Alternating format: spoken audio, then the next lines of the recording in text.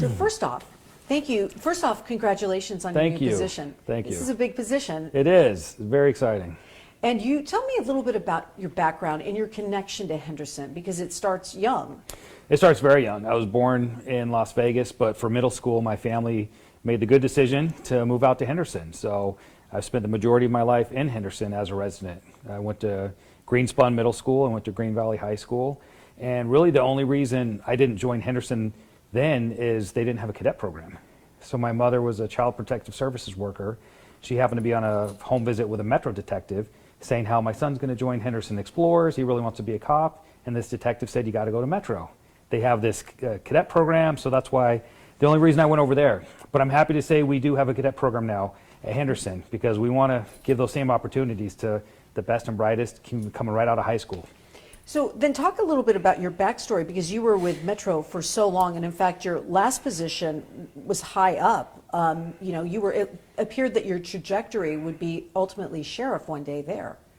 Well, I don't know if I ever would have been sheriff, but I did. I rose up pretty high. I made deputy chief up on the command team. That's a position the sheriff, Kevin McMahill, gave me when he got elected. So I was able to learn a whole lot from him, being able to be over a whole lot of things in the Valley, Homeland Security, the whole east side of the Valley, a lot of area commands that border Henderson, so there's some of the similar issues going on. So I was able to really learn a lot of those things at my time in Metro before coming over here. And how many years exactly were you with Metro? I did 27 years with Metro.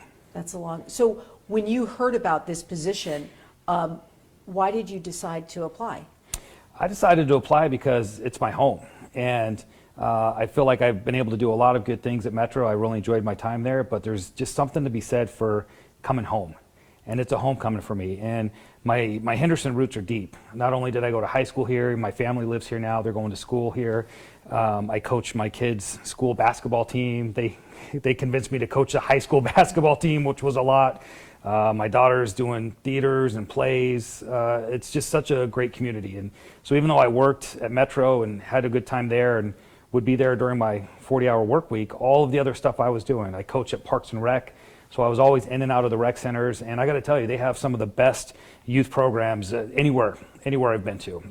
And I talked to other friends I have around the country, and they're just shocked at the amenities that we have here, because everyone just associates Southern Nevada with Las Vegas.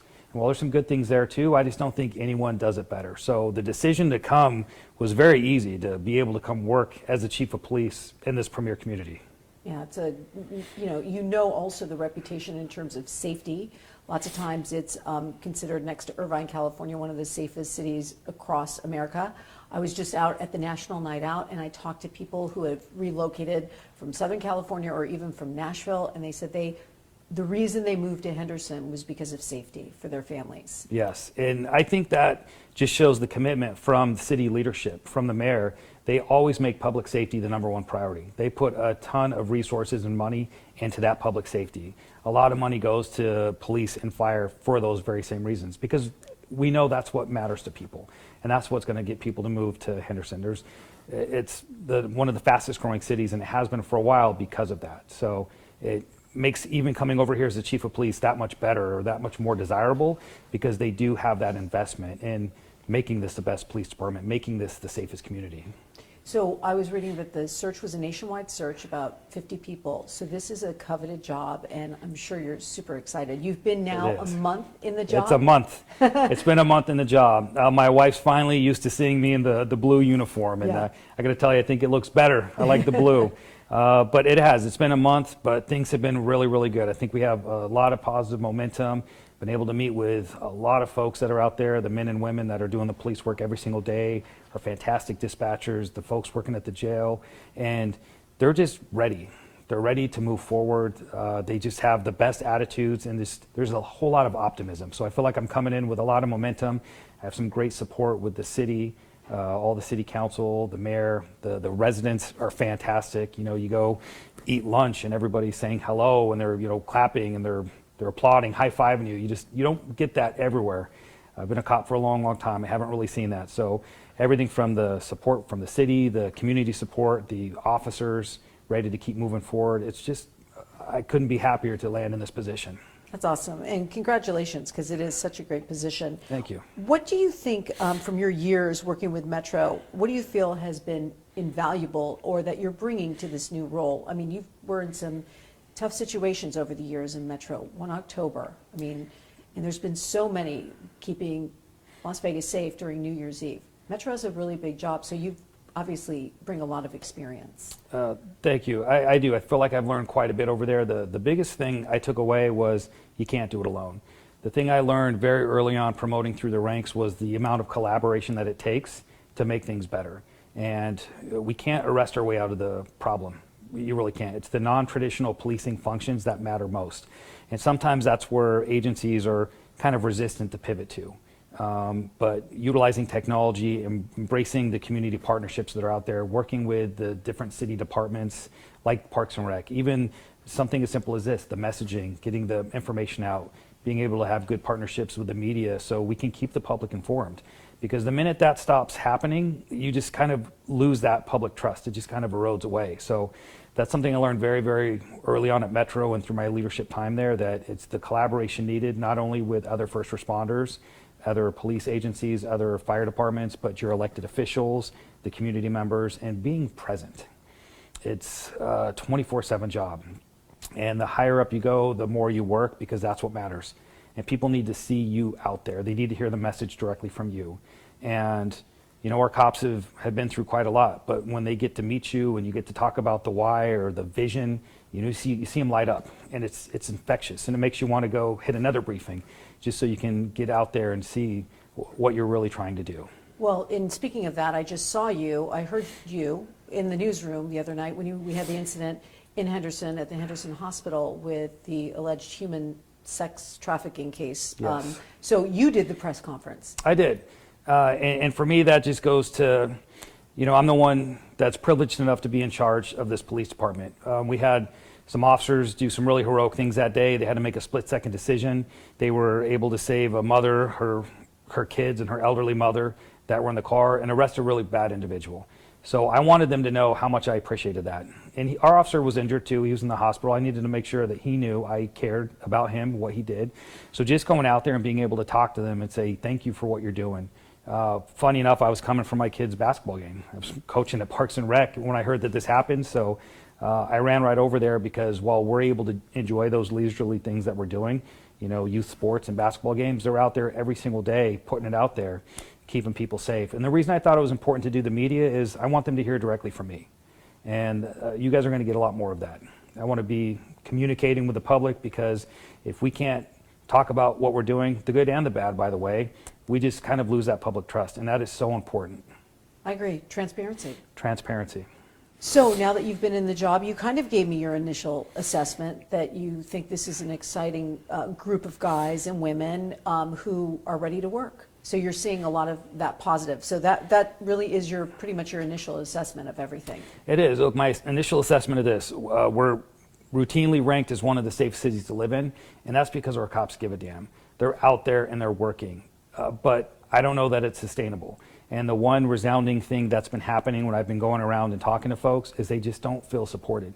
And it's not the community. The community support is great. I already mentioned that earlier. They just didn't really feel supported from their leadership. So that's something that I'm here to change, to be a very present leader, to let them know that they do have a voice, because we do have some issues with attrition and people leaving or not feeling supported. So the cops are doing a great job. That's why our crime is down. But as the city continues to grow, second largest city in Nevada, our police department has to continue to grow too. And my whole vision for how we do that is we become a more professional police department through our training, our accountability processes, the transparency things that we're doing right now. But we're still a small enough department where we can have individual officers matter. You can come to Henderson and you can know people in the community. You can go out there and make a difference as a patrol officer. You're not just a number that you might be at another larger agency. What changes have you made so far? One of the big changes I've made is the collaboration that we are doing with other police departments now. Very shortly, we're going to be, by the end of the month, training at the Joint Emergency Training Institute. And that's a big multi-agency use facility that Metro and North Las Vegas run. on the east end of the valley. And they have some phenomenal tactical villages there. You can really recreate a lot of different scenes that officers might have to encounter, from a school, a house, a convenience store, things that they're going to be encountering every single day. And you can recreate some really dynamic training situations, because when that stress hits, you revert back to that training. So the same thing that the Raiders are doing right now, going through their reps and practicing for game day, we have to have our officers get more opportunities to have some realistic scenario-based training.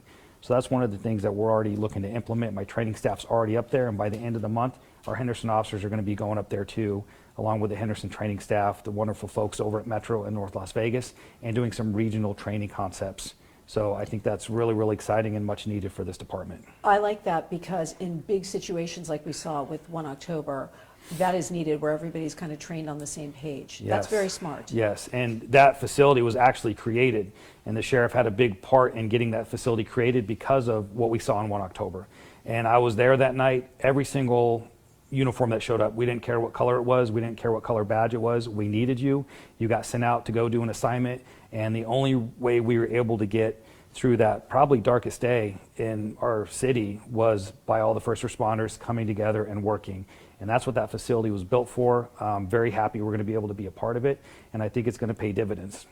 That's great. I think people here in Southern Nevada would like to hear that. That's great, especially the residents here. We recently had, it was the Menon case, high-profile officer with 3 different cases against him, sentenced to prison. Do you have any disciplinary cases in the ranks here at the Henderson PD?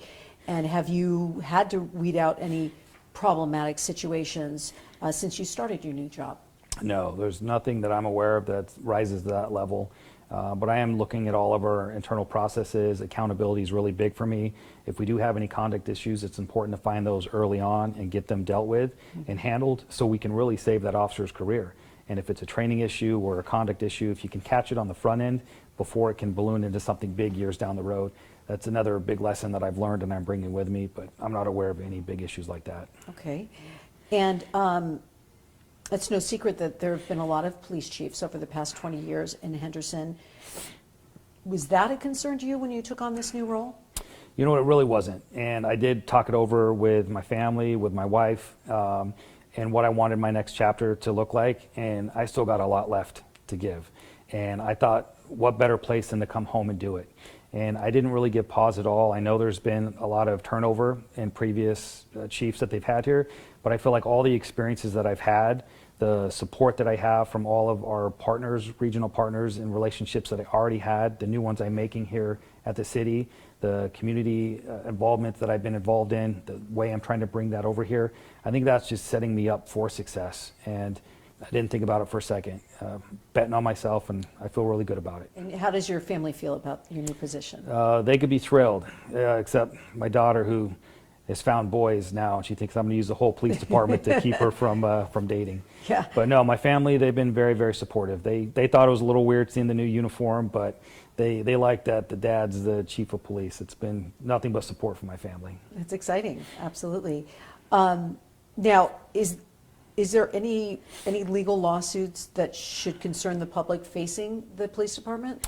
No, with public service, with policing, there's always a certain amount of lawsuits that are occurring, but all I'm doing now in this role is looking at all of the processes we have in place. Training's a really big thing with that, and looking if there are any gaps or identified problems with the way things are being done, so we can get our officers the best trained to limit any kind of liability for the city, for the public, or for our officers.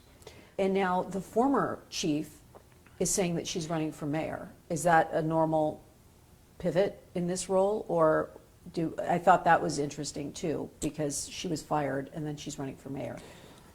I don't know, as a chief of police, it's my job to work for the city management, whoever's in office for the city, and really for the public. So that's what I'm here to do. No matter who's in charge, who's running it, I'm here to keep this community to continue to be one of the safest in America.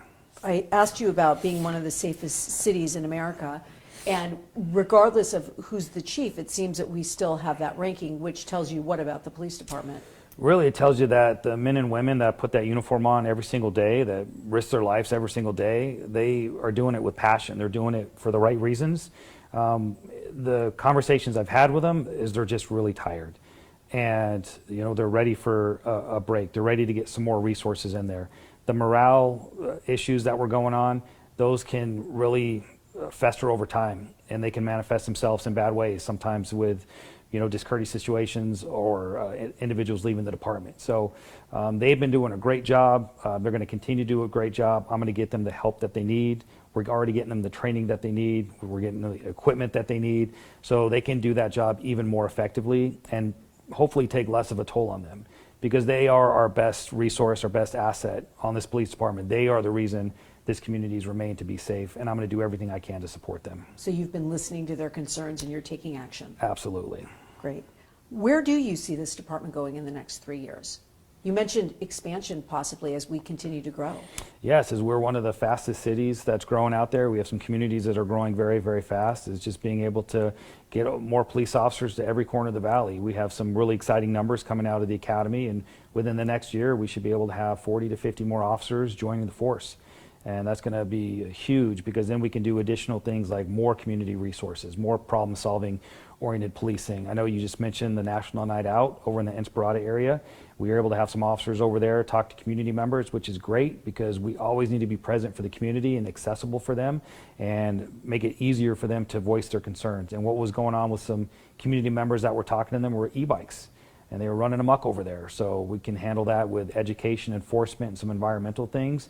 And our officers were able to get that information back to me and to our traffic folks, we can change our deployment strategies. So as the city continues to grow and we get more additional officers joining the force, we can just do more things to address those.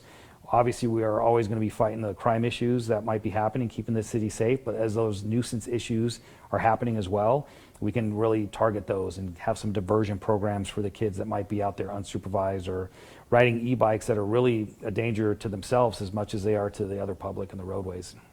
What are some of the big safety issues in Henderson that you see? I mean, you mentioned e-bikes. What are some of the other things we're facing here in Henderson that you would like to see come down? Well, for safety, the number one public safety thing we have going on is traffic.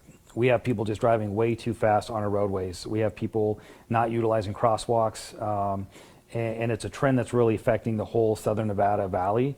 So it's a complaint I get quite a lot, rightfully so, when I am out there talking to community members, and it is something that's causing people to lose their lives. So I need everybody to slow down. I need them to put their cell phones down when they're driving. I need you to take the extra couple of seconds it takes to get to the crosswalk and use that crosswalk before you just start darting across the street. And if you do have kids that are out there riding bikes, I need to make sure that those bikes are street legal, or they have lights and they have helmets on there. So that's a really big safety concern that we're going to continue to address and target, and it takes a lot of different things. You have to educate the public, educate the parents, know what their kids are doing. There has to be an enforcement component to it where we can try to correct that behavior, and then some environmental designs. And we're already working with City Works on getting some changes to some of the roadways, changing some of the median structure so it's harder to walk across without using the crosswalk, just to help keep that community safer. Yeah. You mentioned you have a lot of time left. How long do you want to be in this position? You know what, if I can be the LeBron James of policing, maybe I will. I got a lot left. And the one thing I will do before I leave here is I'll build this bench, and I will have a firm succession plan. The reason I didn't bring anyone over with me when I came here, like other chiefs have done in the past, I didn't bring anyone from Metro or the outside, is there's so much talent here. And I already talked about the hardworking men and women that are doing that job, that are keeping this community safe. There's a lot of great talent that's here in this department. And when I do leave here, I'm going to have a succession plan, and I'm going to have the men and women ready to be able to take over, so there doesn't need to be a nationwide search. So this, for decades to come, I'm living here, my family's living here. By that time, my kids might have families of their own, but I want to make sure that it's left in a better place than when I took it. And that's when I'll decide on when I'll be leaving. Just because I'm thinking of Joe Lombardo, our governor, being Metro Sheriff, do you have any plans to see possibly a political future? No, I don't know. I don't know that that's in store for me. I love being the chief of my hometown. This has really been a homecoming. It's really the pinnacle of my career, and it's just rewarding every single day to be able to come here to the city that I love, that I call home, and to have that privilege to lead the men and women that are keeping us safe. We talked about culture. you said that there were some concerns by the officers, and you're listening. Do you feel overall the culture in Henderson PD is positive? I think that it is positive. They're still showing up to work every single day, but they're tired. Yeah. And there's some overtime stuff going on because there's some staffing issues, and that's why it was a priority. Even at that first news conference I did, I already knew that was going to be an issue in getting those positions filled. And I have a really good recruiting department. We have people coming through the academy right now. We have another 25 to 30 lined up to start an academy in September. So we're going to be addressing those concerns right away. And the cops, when I talk to them, they're excited about training opportunities. They've never gotten to go to a facility like the Jetty, where they can go there and have realistic, real-world scenarios. They want that. They're thirsty for it, and they've been craving leadership. So I can already see a tangible benefit. That news conference I did at the hospital the other day, we were talking about when our officers saved that lady and her children. They were appreciative of me being there, and they said, "You know what, Chief, thanks for the support." So I can already see that morale is improving, and we're just going to keep working at that every single day. Yeah, that struck me because I was like, wow, that's a new police chief, okay. Yeah, and that's how important it is to me, and that's the lesson that I've learned over time, and it's what I've seen from the prior leaders I worked with. It's something I saw in the sheriff every single day. You have to care. The cops matter. They have to know they matter. And if we take care of our cops, they're going to take care of this community like they've never done before. Well, we really saw that. I mean, I think this community come together on 1 October with even Sisolak at the time and Lombardo. They really took the helm. I thought they did a great job. Yes. During that time. And I think this training that you're talking about is so invaluable as this valley continues to grow, that everybody has that kind of same training. That's important. It is. In intense situations. Yes. Just a little bit about going back to Metro. You saw a lot for your years with Metro. Was there any case that changed you or anything that stuck out to you? You know, 1 October probably was the really big one. And at the time, I was over the training section that was responsible for training some of those tactics when you would be responding to an active assailant. And, you know, I think it's one of those moments, if you were a first responder, or where were you? And we had just left the Golden Knights preseason game. I was a member of the Honor Guard, and they had us come practice presenting the colors because we were going to already be slated to do that for the home opener. So my wife and I had just made it home, and I got the phone call, and it was from my lieutenant. I'm sorry, it was from my sergeant. I was a lieutenant at the time. He goes, "This is the real deal. Turn on your radio." So, you know, I go out to where all my equipment is, and I'm turning the radio on as I'm getting all my equipment on. What I don't know is my wife is listening to all the sounds on the radio, and it was so bad. And I go, I have to go. And she goes, "You know what? I'll see you. Just go handle business." So it was really hard, you know, being from this valley and seeing that amount of damage happen. But I ended up going down there, was the operations chief. By the time I got down there, the gunfire had stopped. You know, there's a lot of heroics that were done that day by the officers that were already there. But I went there to help set up that incident command. And then the other thing I didn't know is my wife's checking my location. And where the command post was at is right by the Mandalay Bay. So she's seeing me right there, not knowing what's going on. So a lesson learned on critical incidents that I tell these cops, hey, let your loved ones know you're okay when something happens. So that was something that's really stuck, the lessons learned. It taught me how important it is to train. It taught me how important that relationship is with the police department, with the fire department, really with the citizens. And, you know, driving by that building, sometimes it just takes you back. But that's something that I've learned that's important here. That's why I'm so passionate about getting our officers trained. That's why, you know, I'm 1 month in and we're already having those agreements and the great partnership with Sheriff McMahill so we can train up there. So God forbid if someone ever does try to bring that level of violence to our valley, we can quickly stop that and keep our residents safe. I think that's the one story in all my career, and I've been to CBS News in Los Angeles and Atlanta as an anchor reporter, but that is the one thing that really changed me, that 1 October. Because Las Vegas, we'd never seen anything like that, but we never thought anything like that could happen. Plus all the friends who were at that, I mean, we all had friends at the concert that night. We did, and I think the other thing that sticks with me is the resiliency of this valley and Vegas Strong was coined from that, and you still see the license plates, and you still talk to survivors. We still do the remembrance ceremony every year, and it's important that we never forget that. But it just shows you that we are stronger as a community, and there's really nothing we can't accomplish when we come together. So another takeaway for me. So true. And I was just on Tom Letitia's radio show, and he asked me what was the one story that sticks with you or whatever, and I started crying too. Yeah. It just brings me Takes you to right tear. back. It takes you right It back. I takes you right remember back. getting that call from Mike Delastrito saying, and you know what, my girlfriend called me, and she said, she lived up in the Northwest, she said, Tricia, something big is happening. I'm seeing every Metro officer up here going down the 95. She was coming back from the Strip. Then I got a call from my boss saying, we have an active shooter at Mandalay Bay. You have to come in right now, because we were broadcasting hours upon hours. But I just remember seeing the ambulances coming in from Henderson going towards St. Rose and going, when I got to the 15, it was all backed up, but seeing them going towards Summerlin, I knew that it was a mass casualty situation just by where the ambulances were going. Right. You could tell. Yes. Being in the business, understanding that, oh gosh, this is bad. So, yeah, that's the one, I'm like you, that's the one thing that it sticks with me. The Henderson Detention Center, we had an inmate who got through the first layer of fencing. You were not in your position at this time. And do we have any issues there, or has anything been taken care of with the Henderson Detention Center? This was an issue under the prior police chief, but have you heard of anything? Have you checked into anything with the Henderson Detention Center? I did check into it. I went down there for a few hours, actually before my swearing in, and made sure I was able to get briefed up on how that happened, and they did change some things environmentally. I don't want to totally get into the safety security measures that they put in place, but additional fencing, razor wire, some welding was done, surveillance footage camera of that area, because I want to ensure that doesn't happen on my watch. Yeah. Okay, good. And also, this was under the prior chief too. You have nothing to do with this, but we have the emails from Holly Chadwick and city leaders, and apparently under her watch, they released names of immigrants that were detained, which is illegal. Do you know anything about that?